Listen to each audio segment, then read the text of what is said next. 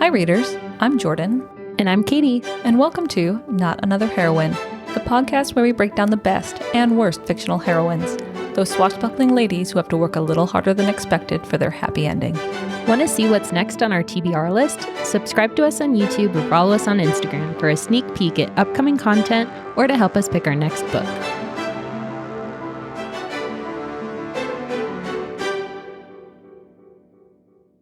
This is the book. Oh, the book. I felt really confident going into it. I wish people could have seen you. Like the way you readied yourself, I felt like we were on American Idol. Yeah, I was getting ready to jump off the cliff and then I tripped as I was going off and then smacked my body on the hill each time. It's the pick of the week. We are discussing my pick of the week, which was Divine Rivals by Rebecca Ross. Oh, okay, yeah. This book, yes. Welcome. That was unnecessary. But they liked it. Fair. So I think this book is pretty new. I've never heard of it. I think it just came out. So this is the same author of A River Enchanted, which I haven't read yet because I know that was super popular or still is. Bussin'. It is bussin'. Your eyeballs went wild. I can't say it with a straight face. Yeah. Okay. So this book is like, if you have seen the movie, my God, why am I blanking? You've Got Mail, which is also based on another older movie called The Shop Around the Corner. It's like they took that movie and merged it with another older movie called His Girl Friday. So I'm a bit of an old classic movie nerd. Love them. It's like the same reason I like romance novels. They're kitschy. That's fair. Yeah. They're comfort. It very much is. So if you're familiar with those movies, this book is very much like same tropes, same devices, same plot, except the setting is really unique. So we're sitting in I want to say like a early 20th century technology. Could I get an example? Okay. So think about World War I. Oh, okay. Yeah, so got the vibe. 1900s, 1910. So there's cars. I don't think there's planes yet, but cars aren't super common. There's still very much like sitting in the middle of technology development. Like there's still the old world and all those old like gender roles and customs and everything. And then there's this new technology, but there's also fuck tons of magic. It's kind of jarring, but it works. So the magic is kind of rooted in this mythology of, not mythology because it's the religion in this setting. So there's a belief in like a pantheon, so multiple gods, and there's this story of these two gods that were warring with each other, a goddess and a god, and like it sounds like they had a bad breakup at one point and like destroyed the world essentially. Nice. And so there is like this holy war going on, and you're either fighting for the goddess, who is kind of like the good side, or fighting for the god, who's kind of like Hades. Is like, I wonder where this is going. Interesting. So it's a very cool backdrop for our two like main characters. And instead of having like this overpowered heroine who discovers like, oh, I have this unique ability to control the weather. No, nothing like that. So our protagonist is a journalist. I know, it was super cool. That's partly what drew me in because I don't think her other books, like the descriptions really latched onto me, but like, oh, you're a journalist? Excuse me? So this war is ongoing, and it is very much like copycat World War I. There's trench warfare. It's nasty. It's bad. And if you look at the author's acknowledgments, I think at the end, or the author's note, she kind of talks about some of the things that inspired her and that she took a lot of notes from, and like the movie 1917. I was about to say, like, because there was a plethora of those books that came out all around the same time, like Dunkirk, Fury. Yeah. It's very atmospheric. So anyway, our protagonist, our heroine, her name is Iris. Very, very pretty. And her brother, the story opens up and her brother is going off to war.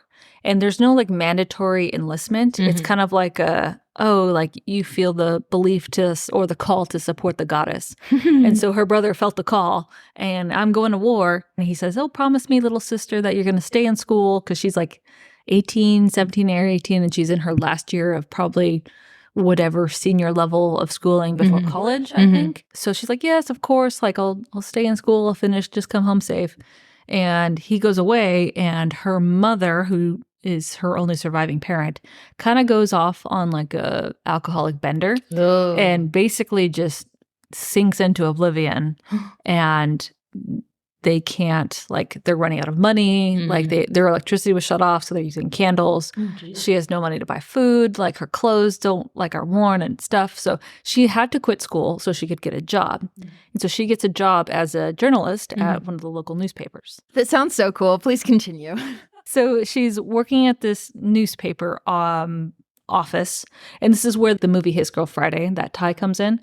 And there is a rival journalist also working with her, and they're both competing for like the same permanent position. So they're taking like all the shitty stories as they come in, and they're like competing with each other to like, all right, who's going to get like the official like hiring notice? It's very cute. And so this journalist that she's competing against is this obviously tall, dark, wealthy, great writer, and they have like a competitive enemies-like relationship. It's adorable. Anyway, Iris has been writing to her brother since she started working, and she hasn't heard back from him. Like, nothing. So she's getting more worried and worried, and it's very sad. Now, it does end kind of on a cliffhanger. What? Is there going to be another one? I think yeah. Letters of Enchantment, #1. Okay. And before we close out on this book, girl, what? You're just gonna leave me in a cliffhanger too? No, I can't. There's too much good stuff in this book to stop there. Damn, yeah. Do you remember how much we loved the anonymous letters from Crown Duel? Yeah. Well, I know what I'm doing for the rest of the day. This is kind of where the magic comes in. The magic is very subtle. There are magical typewriters. So Iris has one of them. So she she's writing letters to her brother on this typewriter. And so I forget why, but she puts the letters in like a wardrobe or something, and then they disappear. Oh, shit. Oopsie. And she gets nothing in return until one day, like, a letter appears in the wardrobe. And it's not her brother. I've heard this plot before. So she starts exchanging letters with this mysterious stranger, and they form this very sweet connection. So she starts to fall in love with the author of these letters. And then, meanwhile, oh shit, her mom dies. I forgot about that part. Oh my God. Casual, just FYI. It's not, okay, so it's not really a spoiler because it happens pretty early on. So her mom dying is kind of like the, what's the word? The catalyst? Yeah, it's the catalyst for like things really kicking off in the book. Okay. So it's what sends her to be like, you know what, I don't want to be like just a journalist sitting here like writing the obituaries, because she has to write her mom's obituary. Oh my God. Yeah. And so there is a rival newspaper that is actually covering the war, because the newspaper she's currently working for doesn't. It's like kind of hands off, doesn't want to talk about it, because the city of Oath is where she lives, isn't like, is kind of neutral. They're Switzerland in this war. They don't want to support it. Like, citizens can go off and fight, but they're not fighting for the city or for province or whatever it is. So she's like, nah, fuck this. I'm going to go to war. I'm going to find my brother. And so she takes a job as a war correspondent. Oh, shit. That's so cool. It's a really different premise. I really enjoyed the take on our heroine as being like not a sword-wielding like assassin or a warrior. She's very much just like, I'm going to share my stories with the world and try and make a difference that way. Aww. It's very cute.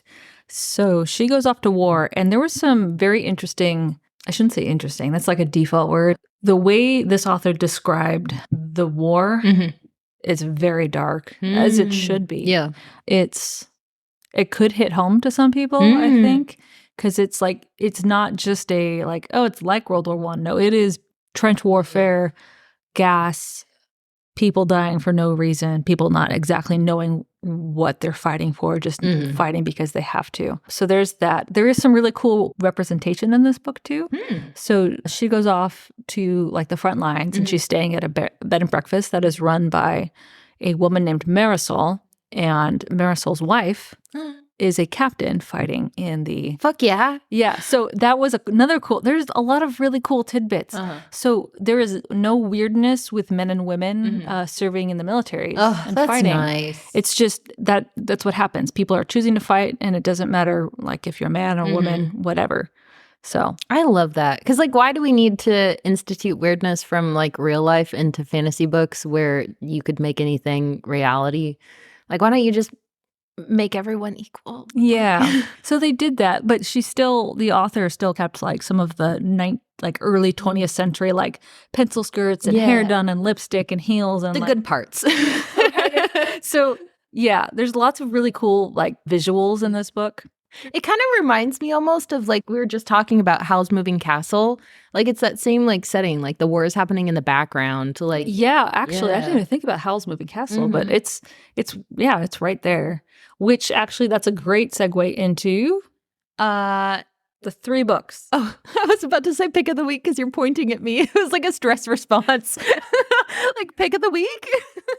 No, Katie. Okay, so for books that are similar to this, I kind of struggled to find books with a similar setting. Yeah. I think I narrowed it down. So Charlie Homburg, have you heard of her? Or him? Could be a him. The first book in their series is called The Paper Magician.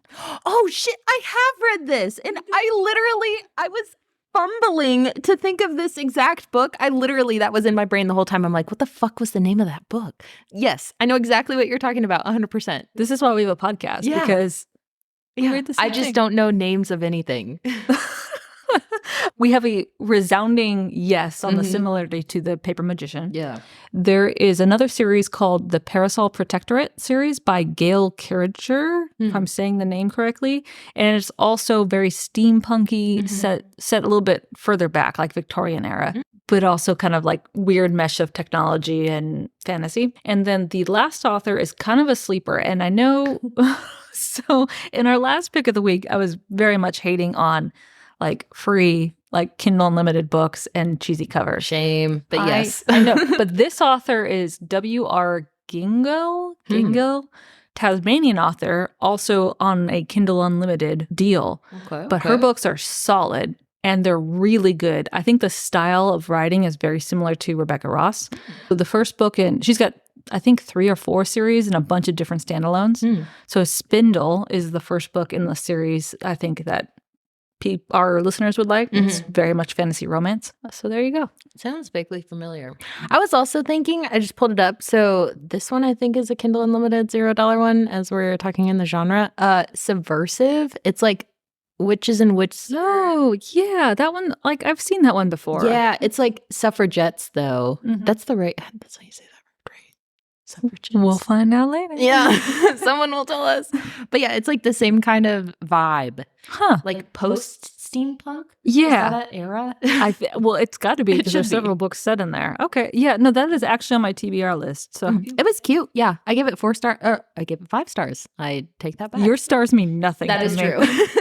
But it was cute. It was like a fun, they're trying to be equal to wizards and there's magic in the background and they have to hide from humans or non-wizards. Oh, interesting. Yeah. It was a fun $0 low threat. That's a lot of books for everyone. So Subversive, W.R. Gingill, Gail Carriger, Charlie Homburg, Paper Magician. Yes. Yeah. That's such a good one.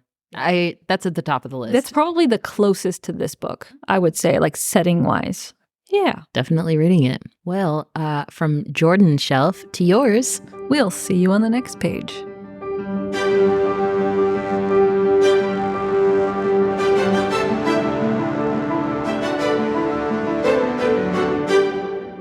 Hi, readers. If you'd like to help us pick our next book, send us a message on Instagram.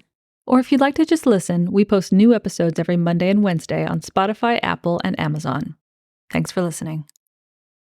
Bussin'.